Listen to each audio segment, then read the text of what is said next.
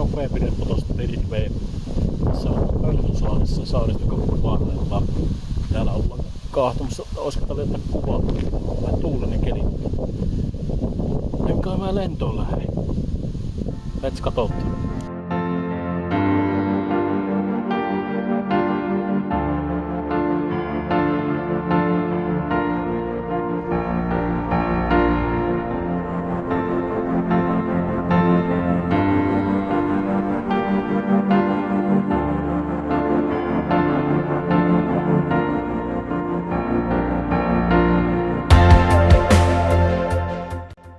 Tänne on tehty tämmöstä ihan mukavaa olokuokkipuista. Mä en ole muistaakseni käynyt. Onkohan mä käynyt kertaakaan täällä? En ehkä oo.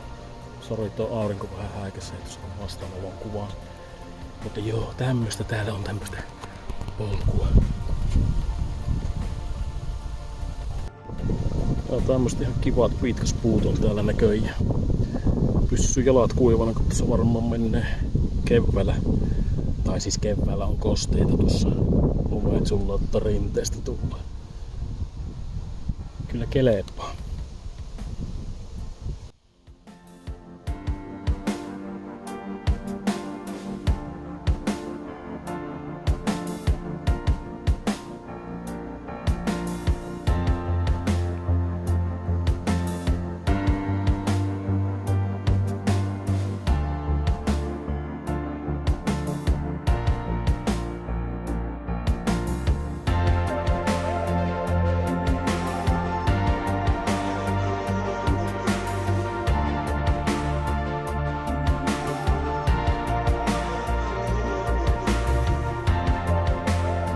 Jeps, eli semmonen oli Pölhönsaari meikäläisen kameran linssin läpi.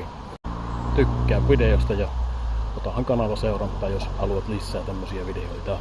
Veepinen Potos kiittää.